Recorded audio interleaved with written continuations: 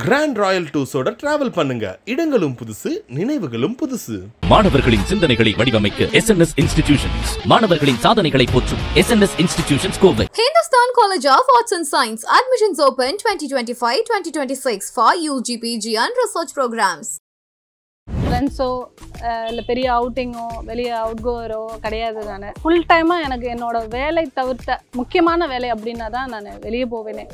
மற்றபடி என்னோட full time வந்து இவங்களுக்கு மட்டும்தான். என் பசங்களுக்கு ஒன்றுனா கூட எங்கள் அம்மா கூட்டிகிட்டு போயிடுவாங்க. ஒரு ஹாஸ்பிட்டலுக்கு போகணுன்னாலோ வேறு எங்கேயும் போகணுன்னாலோ எங்கள் அம்மா பார்த்துப்பாங்க. பட் இவங்களுக்கு ஒன்றுனா எங்கே இருந்தாலும் ஓடி வந்துடுவேன்.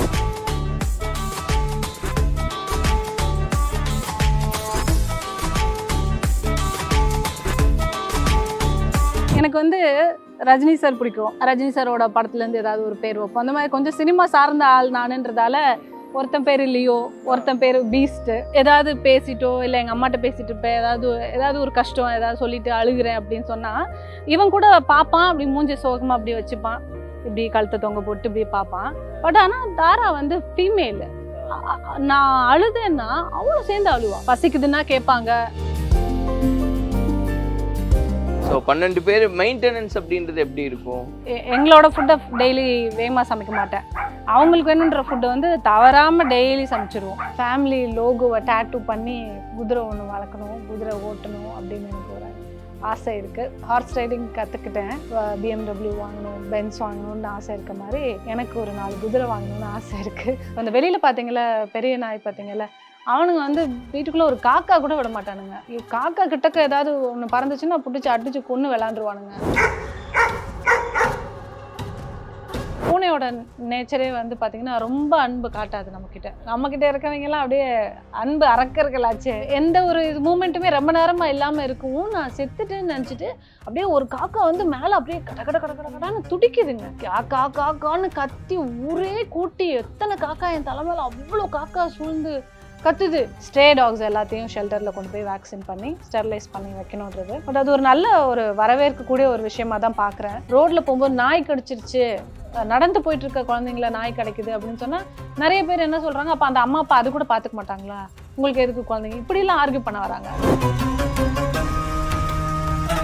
கலாட்டா நேயர்களுக்கு வணக்கம். நான் சரவண ராம்குமார். இன்னைக்கு நம்மோட ரஞ்சனா நாச்சியார் அவங்க தான் இருக்காங்க. அரசியல், சினிமா இதெல்லாம் தாண்டியும் கூட செல்ல பிராணிகள் மேல இருக்கக்கூடிய பிரியத்தை பத்தி தான் இன்னைக்கு பேசுறதா இருக்கும். பேசலாம். வணக்கம் மேடம். வணக்கம். ரொம்ப சந்தோஷமா இருக்கு உங்களை இப்படியான ஒரு சூழ்நிலையில பாக்குறது அப்படின்றது. ஃபர்ஸ்ட் டைம் வந்து என்னோட பெட்ஸ் எல்லாம் வெளியில காட்டுறோம். உங்களுடைய வாழ்க்கையோட சேர்ந்து இவங்க எல்லாம் பயணப்படுறாங்க இல்லையா? ஸோ ஃபர்ஸ்ட் ஆஃப் ஆல் எவ்வளவு ஸ்பெஷல் அப்படின்னு நினைக்கிறீங்க இதெல்லாம்? ரொம்பங்க. ஆக்சுவலி எனக்கு ரொம்ப ஃப்ரெண்ட்ஸோ இல்லை பெரிய அவுட்டிங்கோ வெளியே அவுட்கோவரோ கிடையாது. நான் ஃபுல் டைமாக எனக்கு என்னோட வேலை தவிர்த்த முக்கியமான வேலை அப்படின்னா தான் நான் வெளியே போவேனே. மற்றபடி என்னோட ஃபுல் டைம் வந்து இவங்களுக்கு மட்டும்தான். என் பசங்களுக்கு ஒன்றுனா கூட எங்கள் அம்மா கூட்டிகிட்டு போயிடுவாங்க. ஒரு ஹாஸ்பிட்டலுக்கு போகணுன்னாலோ வேறு எங்கேயும் போகணுன்னாலோ எங்கள் அம்மா பார்த்துப்பாங்க. பட் இவங்களுக்கு ஒன்றுனா எங்கே இருந்தாலும் ஓடி வந்துடுவேன். எங்கேயாவது ஷூட்டிங்கில் இருக்கும்போது இந்த மாதிரி இவனுக்கு முடியல, சாப்பிடல, இந்த மாதிரி ஏதாவது சொல்லிட்டாங்கனாலுமே ஃபஸ்ட்டு ப்ரிஃபரன்ஸ் இவங்களுக்கு தான். ஒரு பெட்டு வளர்க்குறது எனக்கு வளர்க்கணும்னு நினச்சிருந்தேன். பட் ஆனால் அந்த ஒரு பெட்டு வந்து அவன் தனியாக இருக்கானேன்னு அவனுக்காக ஒன்று, சரி ஒரு ஃபீமேல் இருக்கட்டும். அதுக்கப்புறம் இவங்க எல்லாரும் அவங்களே ஒரு பெரிய ஃபேமிலி ஆகிட்டாங்க. ஃபேமிலி கூட்டிகிட்டே போகுது. எங்களுக்கு இது வந்து செல் பண்ணுறதுக்கோ இல்லை அவங்களோட குட்டிங்களை பிரிக்கிறதுக்கோ அதுக்கும் விருப்பம் இல்லை. அதனால நம்ம குடும்பத்தோட ஒரு குடும்பமாக அவங்களும் வாழ்ந்துட்டு போட்டுமே. இப்போ எவ்வளோ பேர் இருக்காங்க அதை பற்றி சொல்லுங்களேன். யாரெல்லாம் இருக்காங்க, என்னென்ன ப்ரீட்லாம் இருக்கு? இவங்க ஷிட்ஸு இருக்காங்க. இவங்க எல்லாமே வந்து இது ஒரு ஃபேமிலி, ஒரு 10 பேர் இருக்காங்க. அப்புறம் கன்னி கீழே பாத்தீங்கல்ல 2 பேர், அவங்க 2 பேர் இருக்காங்க. ஓகே. சோ உங்களுக்கு பேரெல்லாம் வச்சிருக்கீங்களா? ஆமா. யார் யாருக்கு என்னென்ன பேரு சும்மா எனக்கு அப்படியே பாயிண்ட் அவுட் பண்ணி காமிங்களே. ஒருத்தர் வந்து அவரு பைரவ். யாரு அந்த அவரா? அவர் பிரவுனா இருக்காருல்ல, அவர் வந்து பைரவ். அடுத்து பின்னாடி வராருல பிளாக் அண்ட் பிரவுன், அவர் வந்து காலா. இவரு காலாவா? காலா. ஓகே. அந்த பிளாக் அண்ட் ஒயிட் அங்க இருக்காருல்ல குட்டியா 2 months சொன்னேன்ல, அவர் வந்து தனியா ஒரே குட்டியா பிறந்தாரு. அந்த 3-4 குட்டிலாம் இல்லாம ஒரே குட்டியா பிறந்தாரு. சோ அதனால அவருக்கு பேரு சோலோ. பேரே சோலோ. சோலோவா பிறந்தனால இன்று முதல் நீ சோலோ என்று அழைக்கப்படுவாய்னு சொல்லிட்டு அவருக்கு சோலோன்னு வச்சோம். காலா ஏன் காலா? எனக்கு வந்து ரஜினி சார் பிடிக்கும். ரஜினி சாரோட படத்துல இருந்து ஏதாவது ஒரு பேர் வைப்போம். அந்த மாதிரி கொஞ்சம் சினிமா சார்ந்த ஆள் நானுன்றதால ஒருத்தன் பேரு லியோ, ஒருத்தன் பேரு பீஸ்ட். ஸோ கொஞ்சம் சினிமா சார்ந்தும் இருக்கும், கடவுள் சார்ந்தும் இருக்கும், எல்லாமே கலந்த கலவையா தான் இருக்கும் எங்களோட பேர் எல்லாம். ஓகே. ஸோ இதுல எல்லாமே ரொம்ப பிடிச்ச பெட்டா தான் இருக்கும். பட் இவர் ரொம்ப பர்டிகுலரா ஒரு ஃபோக்கஸ் இருக்கு இவர் மேல அப்படின்னு ஏதாவது உண்டா?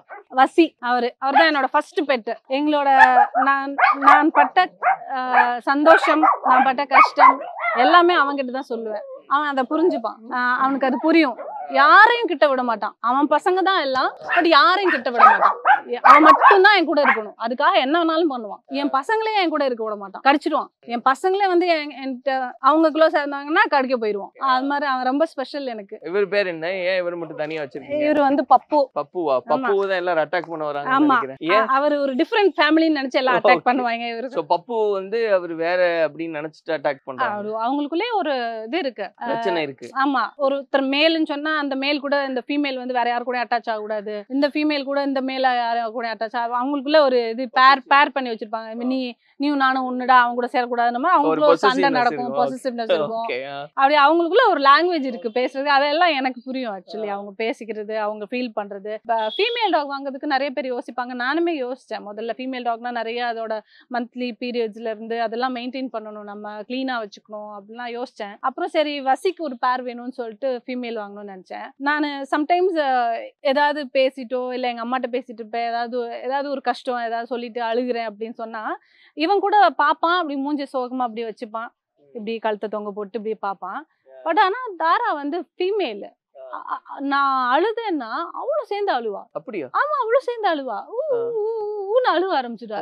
எனக்கு வந்து அன்னைக்குதான் எனக்கு புரிஞ்சுது, ஃபீமேல்ன்றது வந்து டாக்ஸ்ல கூட அதோட எமோஷன்ஸ் வந்து ரொம்ப அட்டாச் ஆகுறாங்க நம்ம கிட்ட ரொம்ப அப்படின்றது எனக்கு அன்னைக்கு நான் ஃபீல் பண்ணேன். ஸோ அதுக்கப்புறம் தான் எனக்கு இந்த ஃபீமேலா இருந்தாலும் மேலா இருந்தாலும் எனக்கு ஃபீமேல் ரொம்ப பிடிக்க ஆரம்பிச்சது அதுல இருந்து. சோ அப்ப அந்த எமோஷன்ஸ் அப்படின்றதெல்லாம் அது நீங்க ரியலைஸ் பண்ணிக்கிட்டே இருக்கீங்க. ரொம்ப கனெக்ட் ஆகும் நமக்கு. பசிக்குதுன்னா கேட்பாங்க, டோர் ஓபன் பண்ணு, பாத்ரூம் போகணுன்றத சொல்லுவாங்க. அவங்களோட ஜெஸ்டர்ஸ்ல எனக்கு புரியும். அதாவது ஒருத்தர் குட்டி போட்டிருக்கா, குட்டி போட்டு அவருக்கு வயிறு சரியில்லை, அவளுக்கு லூஸ் மோஷன் வருது. ஸோ லூஸ் மோஷன் குட்டிங்களோட இருக்கும்போது அந்த இடத்த அசிங்கம் பண்ணிடக்கூடாதுன்றனால அவ்வளோ நேரம் குழைச்சு கூப்பிடுறான் அந்த இடத்துல போகாம. எதுக்காக குட்டி போட்டுக்கும் இவ்வளோ நேரம் குழைச்சு கூப்பிடுறான்னு கிட்ட வந்து பார்த்து கதவை திறக்கணும்னு இது பண்ணான். கதவு திறந்தோடனே பார்த்தீங்கன்னா போயிட்டு அந்த இடத்துல ரொம்ப லூஸ் மோஷனா போச்சு. ஸோ அப்போ அந்த இடத்துல போகக்கூடாது, குட்டியும் பார்க்கணும், கூப்பிடுவோம் நம்ம அப்படின்னு சொல்லிட்டு வந்து இது பண்ணி கூப்பிடுறேன். ஸோ அந்த மாதிரி ஒவ்வொரு விஷயமுமே அவங்க பேசுறது ரொம்ப அனிமல்ஸோட இதே எப்படின்னாங்க, அவங்க மேல அன்பு வச்சுட்டோம்னா அவங்க பேசுறது புரியும் நமக்கு. ஈவன் நம்ம வீட்டுக்கு வர காக்கா, நம்ம வீட்டுக்கு வர மாடு, நம்ம வீட்டுக்குலாம் மாடுகள்லாம் வெளியில வருது இல்லையா, நாங்க வாசல்ல நிற்கும் போது மாடெல்லாம் வரும், டெய்லி வந்துடும். ஒரு பன்னு கொடுப்பேன், பிரெட் கொடுப்பேன், பழம் ஏதாவது கொடுப்பேன். ஸோ டெய்லி வந்துடும். அவ்வளோதான் அவனுக்கு போ அப்படின்னு சொன்னா இப்படி இது பண்ணும். நான் அந்த ஜன்னல் வெளியா பாக்குறதுக்கு டெய்லி இந்த பக்கமா தான் போகும். வேற யாராவது இருந்தாங்கன்னு சொன்னா வந்து என்ன வேணும்னு கேட்காது. ஆனா நான் இருக்கனான்றத மாடு வந்து இப்படி குனிஞ்சு பார்க்கும், நான் இருக்கனா அப்படின்னு குனிஞ்சு பாக்குறத பார்த்து, பாத்தியா என்ன தேடுறத, அப்ப இவ இருந்தாதான் கொடுப்பா அப்படின்னு சொல்லிட்டு. ஸோ மாடுல இருந்து எல்லாருக்குமே வந்து நம்மளோட லாங்குவேஜ் புரியும், நம்மளோட ஃபீலிங் புரியும். டோட்டலா எவ்வளவு பேர் இருக்காங்க மேடம்? இவங்கள ஒரு 10 பேர் இருக்காங்க ஷிட்ஜூஸ்ல, கன்னில 2 பேர் இருக்காங்க. டோட்டலா 12. ஸோ 12 பேர். மெயின்டெனன்ஸ் அப்படின்றது எப்படி இருக்கும்? ஏன் கேக்குறீங்க? என்னெல்லாம் சாப்பிடுவாங்க அவங்க? டெய்லி சிக்கன் இருக்கும், எக் இருக்கும், டெய்லி ஒரு வெஜிடபிள் இருக்கும். ஒரு நாள் எல்லோ பம்கின் கலந்து சிக்கன், ஒரு நாள் கேரட் பீன்ஸ் கலந்து சிக்கன், அப்படி ஒவ்வொரு நாளும் ஒரு வெஜிடபிள். ஒரு நாள் ஸ்வீட் பொட்டேட்டோ சிக்கன், அப்படி ஒவ்வொரு நாளும் ஒரு வெஜிடபிள் ஒரு சிக்கன் இருக்கும். வீக்லி ஒன்ஸ் வந்து பிளெயின் கர்ட் ரைஸ். எங்களோட ஃபுட்டை டெய்லி வேகமா சமைக்க மாட்டேன், அவங்களுக்கு வேணுன்ற ஃபுட்டை வந்து தவறாம டெய்லி சமைச்சிருவோம். அதுவும் எல்லாமே நான் தான் செய்வேன். அவங்களுக்கு வேணுன்றதும் அவங்களுக்கு பார்த்து என்ன, ஒரு நாளைக்கு தேங்காய் எண்ணெய் வெட்டி செய்வேன், ஒரு நாளைக்கு உப்பு சேர்க்கக்கூடாது, ஒரு நாளைக்கு ஆலிவ் ஆயில் சேர்ப்பேன். அது மாதிரி ஒவ்வொரு நாளும் ஒவ்வொரு ஆயில் அவங்களுக்கு, அந்த லூப்ரிகேஷன், போன்ஸ் ஹெல்த்துக்காக ஒமேகா 3 ஃபிஷ் ஆயில் ஒரு நாள் கலந்து, அப்படி ஒவ்வொரு நாளும் ஒன்னொன்னு எல்லா நியூட்ரியன்ஸும் அவங்களுக்கு கிடைக்கணும். அது மாதிரி பிளான் பண்ணிக்கிட்டு அவங்களுக்கு ஃபுட். ஒரு நாளைக்கு மட்டும் அவங்க எல்லாருக்கும் சேர்த்து ஃபுட் காஸ்ட் அப்படின்றது என்னவா இருக்கும்? நான் அப்படின்னு கால்குலேட் பண்ணது இல்ல, பேசிக்கா தான் கேக்குறேன். ஒன் டேக்கு ஒரு மினிமம் ஒரு 500 இருக்கும்ல எல்லாருக்கும் சேர்த்து. இப்போ இதுல அதிகமா சாப்பிடுறது வெளிய இருக்கிற அவங்க 2 பேர் தான். ஆமா, அவங்களுக்கு தான் அதிகமா இருக்கும். ஏன்னா அவங்க இன்டேக் ஜாஸ்தி. ஆமா, அவங்க இன்டேக் ஜாஸ்தி இல்லையா, அதனால அவங்களுக்கு ஜாஸ்தி இருக்கும். இவங்க எல்லாம் அவங்க 2 பேர் சாப்பிடுறதே இவங்க 10 பேர் சேர்ந்து சாப்பிடுவாங்க. மில்க், அவங்களுக்கு பிரெட், மில்க், பிஸ்கெட்ஸ், ஸ்நாக்ஸ், போனு, அவங்களுக்கான ட்ரீட்ஸ், அவங்களுக்கான க்ரூமிங், மந்த்லி ஒன்ஸ் அவங்களுக்கு ஹேர் கட்டு, பாத், நெயில் கட்டு, இயர்ஸ் கிளீனிங், மசாஜ், ஸ்பா எல்லாம். அதாவது எனக்கு இந்த உலகத்துல என்னெல்லாம் எனக்கு கிடைக்குதோ அது எல்லாமே என் கூட இருக்கிறவங்களுக்கும் கிடைக்கணும், அது இவங்களுக்கும் கிடைக்கணும்ன்றது என்னோட இது. இப்போ இவங்கள வந்து யார் ரொம்ப காஸ்ட்லி? ரொம்ப காஸ்ட்லினா வசி தான். ஆனால் ஒரு 40,000க்கு வாங்கினேன். அப்போ அந்த காஸ்ட் இருந்தது. ஷிட்ஸூஸ் வந்து அப்போ ரொம்ப கோவிட் பீரியட்ஸ்லாம் வந்து ரொம்ப ஜாஸ்தி இது இருந்தது இல்லையா, அப்போ ரொம்ப காஸ்ட்லி ஆகும். அதுக்கப்புறம் ஒரு பெட்டு தான் வாங்கினேன். அதுக்கப்புறம் எல்லாமே அவங்களோட குட்டி தானே. சில பேர் வந்து பெட்ஸை விரும்ப மாட்டாங்க இல்லையா? ஆமா, அப்படி யாராவது உங்ககிட்ட பேசினது உண்டா? அப்போ உங்களுக்கு கோவம் வருமா? என்ன மாதிரி ரியாக்ட் பண்ணுவீங்க? கோவம் வராது, அது அவங்கவுங்களோட விருப்பம் இல்லையா. ஏன்னா ஒரு சிலருக்கு, என் தங்கச்சிக்கே பெட்டு பிடிக்காது. உன் வீட்டுல நான் எல்லாரையும் கட்டு, அப்பதான் நான் உள்ள வருவேன் அப்படின்னு சொல்லிட்டு வரவே வரமாட்டான். வந்தானா எல்லாரையும் நீ கட்டுனாதான் வருவேன், எங்கேயாவது போட்டு லாக் பண்ணு அப்படின்னா ஓகே. ஆனா என்ன பண்ணுவோம்னா வம்பிழுப்போம், எல்லாரையும் கட்டிடுவோம், உள்ள வர வச்சுட்டு எல்லாரையும் திறந்து விடுவேன். அவ ஏறி குதிப்பா, சோஃபால குதிப்பா, ஏறுவா, அது மேல ஏறுவா. அட்டாக் பண்ண மாட்டாங்க. அது சின்ன வயசுல இருந்து பண்ணுவேன். சின்ன வயசுல இருந்து எங்க அப்பா பெட் லவர், அவருக்கு வந்து அனிமல்ஸ் பிடிக்கும், டாக்ஸ் வளர்த்துட்டு இருக்கோம். அப்ப இருந்தே நிறைய நாய் இருக்கும் வீட்டுல. ஆனா என் தங்கச்சிக்கு பிடிக்காது. மேம், இப்போ உங்களோட சின்ன வயசுல அரண்மனையில வளரும் போது அங்க என்னெல்லாம் பெட்ஸ் இருந்தது உண்டு? ஏன்னா நிறைய இருக்கும் இல்லையா, யானை அந்த மாதிரி எல்லாம். ஸோ என்னெல்லாம் உண்டு? ஆக்சுவலி இது நான் குழந்தையில இருக்கும்போது அவ்வளோ நிறைய கிடையாது. அப்பயே வந்து நிறைய கம்மியாயிடுச்சு. ஆனா அதுக்கு முன்னாடிலாம் வந்துட்டு நிறைய இருந்ததா கதைகள் சொல்லுவாங்க எங்க வீட்டுல. பாட்டிலாம் கதைகள் சொல்லுவாங்க. நான் பார்த்த வரைக்கும் குதிரை இருக்கும், யானை இருக்கும், முயல், மயில், நிறைய பேர்ட்ஸ் நிறைய வளர்ப்போம். நாயெல்லாம் ரொம்ப எல்லா ராஜாஸுமே பாத்தீங்கன்னா கண்டிப்பா நாயின்ற ஒண்ணு ரொம்ப விரும்பி வளர்ப்பாங்க.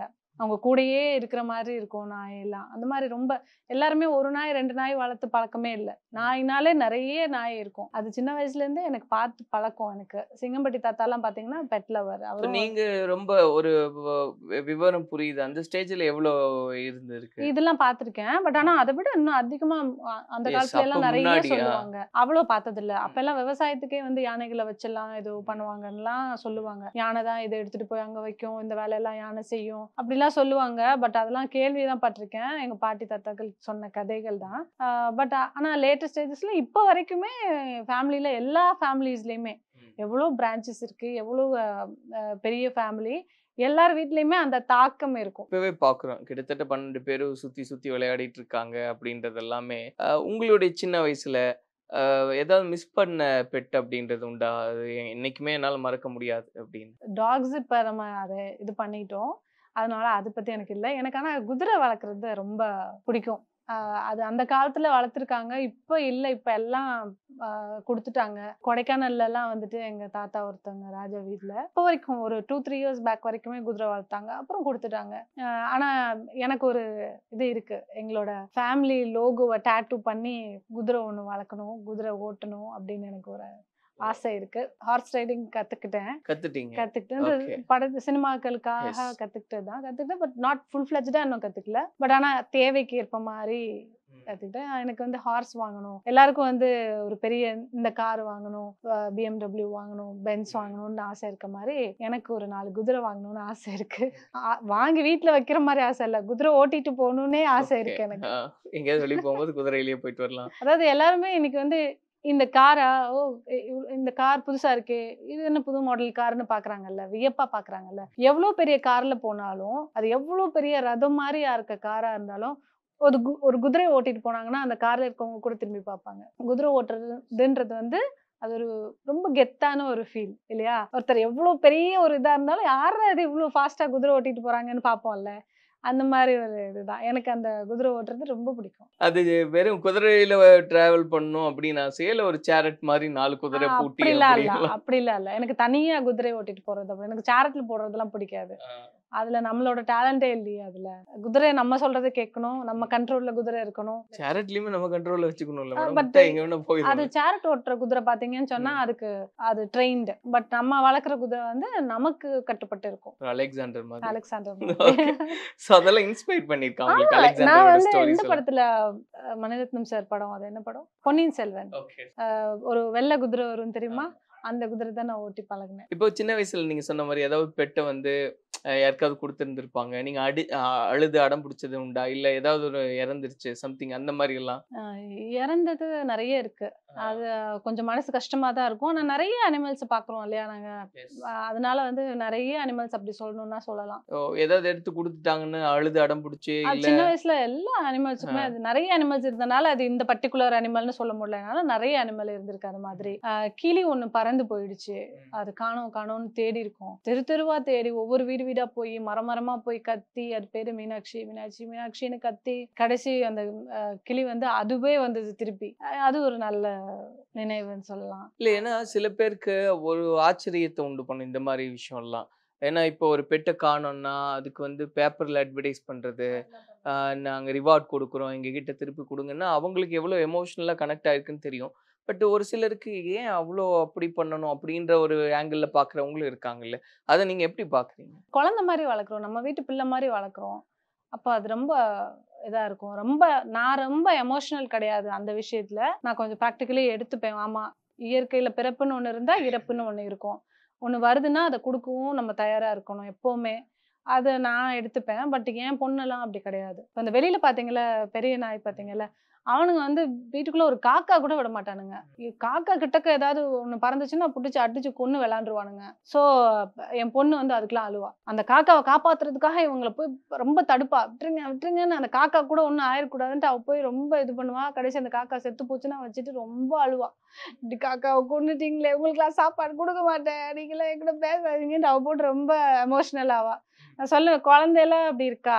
பட் நான் சொல்லுவேன், ரொம்ப அப்படி எமோஷனலா ஆகக்கூடாது. அது அவங்களோட நேச்சர். அவங்க இன்னொரு அனிமல்ஸை கில் பண்றது அவங்களுக்கு விளையாட்டா தெரியும். பட் அதுக்கு நம்ம எமோஷனல் ஆகக்கூடாது. It is their fate. ஆக்சுவலா இப்போ உங்களோட பெட்ஸ் அப்படின்னு பார்க்கும்போது டாக்ஸ் தான் இருக்கு, இல்ல பூனையோ இல்ல மத்ததெல்லாம் காணுமே? அது டாக் மட்டும் தான் ஸ்பெஷலா? அதாவது எனக்கு எப்பவுமே நான் அன்பு ரொம்ப எதிர்பார்ப்பேன். அன்பு அதிகமா காட்டுற அனிமல் வந்து விரும்புவேன். அது நாய் ஒண்ணுதான். நான் வெளியே கிளம்புனேன்னா அழுகும். நான் வர்றதுக்காக துடிக்கும். வர்றதுக்காக வெயிட் பண்றது வேற, நான் வர்றதுக்காக துடிக்கிறது வேற. எல்லா அனிமல்ஸுமே நம்ம வர்றதுக்காக வெயிட் பண்ணுவோம், நம்ம டைம் கொடுக்கறது, என்ஜாய் பண்ணுவோம், எல்லாமே இருக்கும். பட் இந்த நாய் ஒண்ணு மட்டும் நான் வெளியே போனா அழுகும். ஆமா, நான் கார் எடுக்கிறேன், என் கார் எடுத்துட்டேன், அந்த ஆன் பண்ணிட்டேன்னா அந்த சவுண்ட் கேட்டா ஊன்னு அழுவாங்க. எல்லாம் அழுவாங்க வெளியே கிளம்புறேன்னு சொல்லிட்டு. அது தெரியும் அவங்களுக்கு. அந்த கார்ல கூட்டிட்டு போகணும் அவங்கள. அப்படி அவங்களுக்குன்னு ஒரு டைம் வச்சிருப்பேன். அந்த டைம்ல வந்து எல்லாரையும் ரவுண்ட் கூட்டு போவேன் கார்ல. அது வெளியே காத்து வாங்கிட்டே அந்த ஜன்னல்ல வேடிக்கை பார்த்துட்டே போறது எல்லாருக்கும் பிடிக்கும் ரொம்ப. அதை என்ஜாய் பண்ணுவாங்க. அதே மாதிரி வாரத்துல ஒரு நாள் எப்படினாலும் சரி, இந்த வீக்கெண்ட் ஆயிட்டா சினிமாக்கு போகணுன்ற மாதிரி எனக்கு வீக்கெண்ட் ஆயிட்டா ஒரு சண்டேலயோ ஒரு நாள் வந்து ஒரு படம் பார்ப்பேன் வீட்டுல.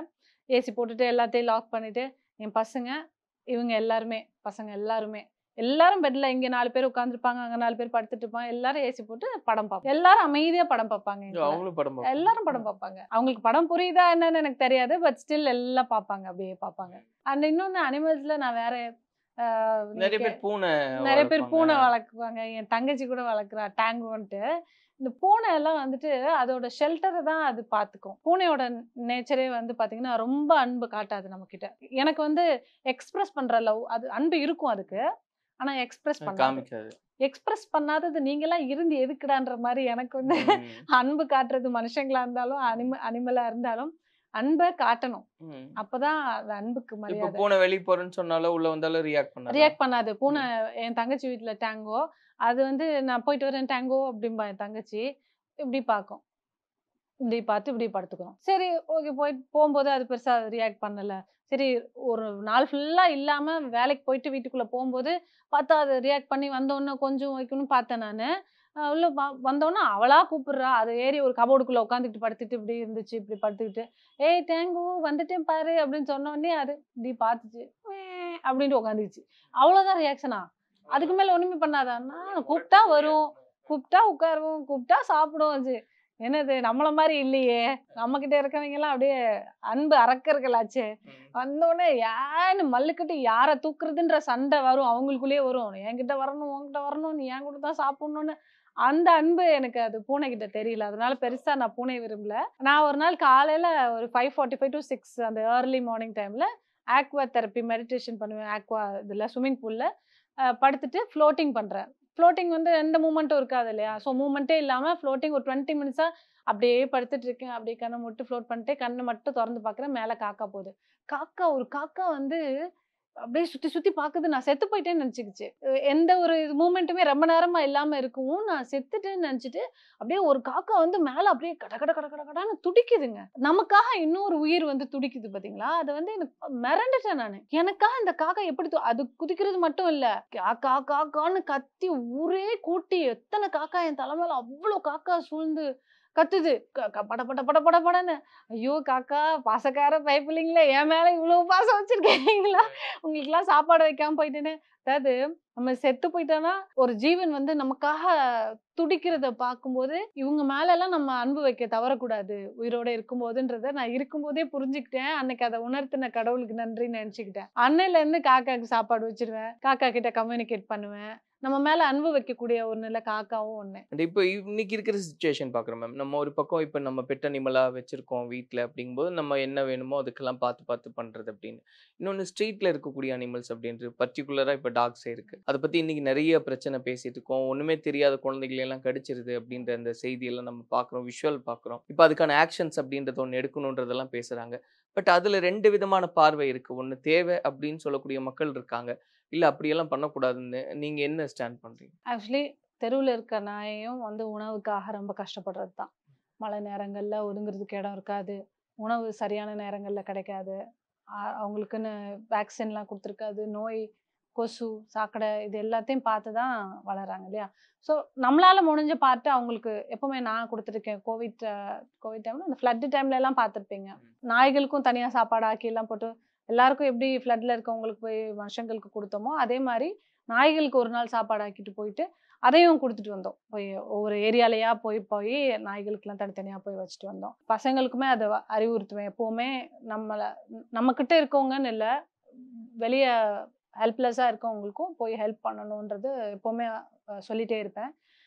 இப்போ வந்து சுப்ரீம் கோர்ட்டோட ஆர்டர் வந்து இந்த ஸ்ட்ரே டாக்ஸ் எல்லாத்தையும் ஷெல்டரில் கொண்டு போய் வேக்சின் பண்ணி ஸ்டெர்லைஸ் பண்ணி வைக்கணுன்றது. பட் அது ஒரு நல்ல ஒரு வரவேற்கக்கூடிய ஒரு விஷயமா தான் பார்க்குறேன்.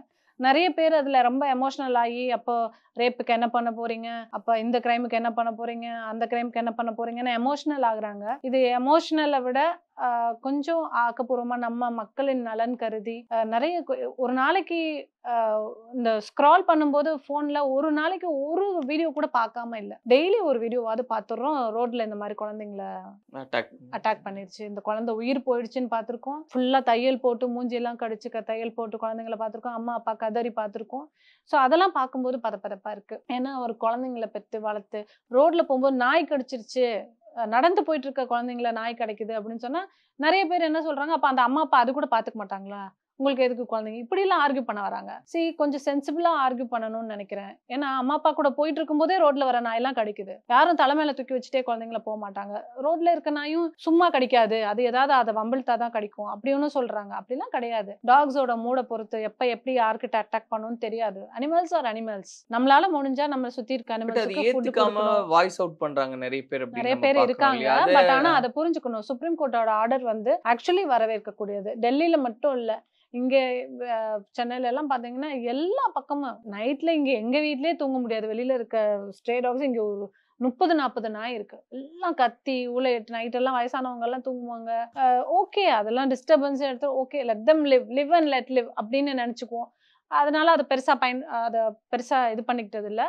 பட் ஸ்டில் யோசிச்சு பாருங்களேன், நம்மளோட ஹைஜீன் போகுது. வெளிநாடுகள்ல எல்லாம் வந்துட்டு ஒரு நாய் வீட்டுல வளர்க்குற நாயவே கையில கயிறோட தான் கூட்டிட்டு போகணும். கூட்டிட்டு போய் அவங்க ஒரு கவர் வச்சுக்கணும். அது பூப் பண்ற இடத்துல அது எங்க பூப் பண்ணாலும் அதை அந்த ஓனரே கிளீன் பண்ணி எடுத்துட்டு போயிடணும். இதெல்லாம் அங்க உள்ள சட்டங்கள். நம்ம ஊர்ல அப்படி சட்டம் ஏதாவது இருக்கா?